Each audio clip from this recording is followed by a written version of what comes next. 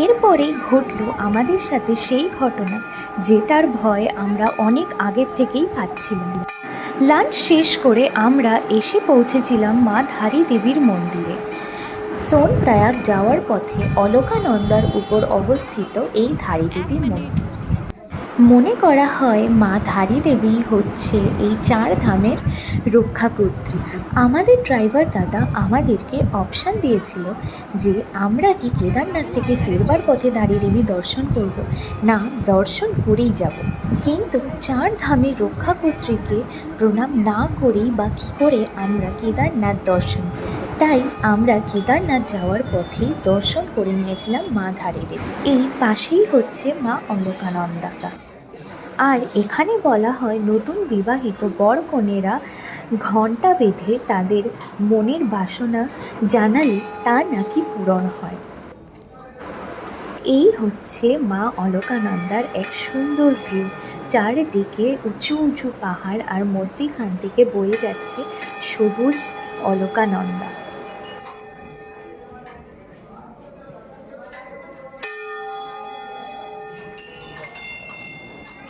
এই হলো মন্দিরের মেন গেট।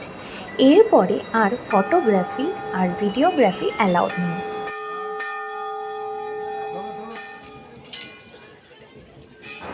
মন্দির দেখে পাশের রাস্তা ধরে চলে আসলাম এই হ্যাঙ্গিং ব্রিজটাতে।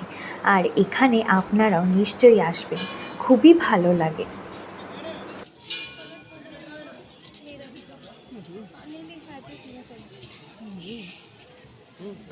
এরপরে আর সময় নষ্ট না করে আমরা বেরিয়ে পড়লাম আমাদের গন্তব্য সোনপ্রয়াগের দিকে।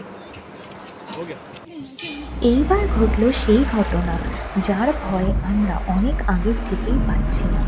বেরিয়ে দেখি আকাশ ঢেকে গেছে কালো মেঘে এবং শুরু হয়ে গেছিল মুষলধারায় বৃষ্টি। মনের কোণে সেই ভয়টা যেন আরও বেশি বৃদ্ধি পেল। কিন্তু বাবার দরবারে এসছি যখন, তার উপর তো ভরসা রাখতেই হবে।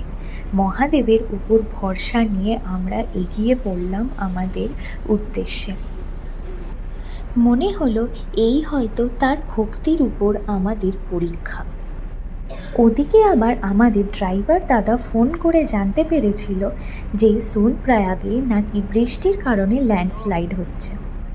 ফোন চেক করতেই দেখলাম কেদারনাথে নাকি অরেঞ্জ অ্যালার্ট আছে, আর আজ রাত থেকেই আমাদের হাঁটা শুরু করতে হবে। মনের মধ্যে এক ভয় মিশ্রিত উত্তেজনা নিয়ে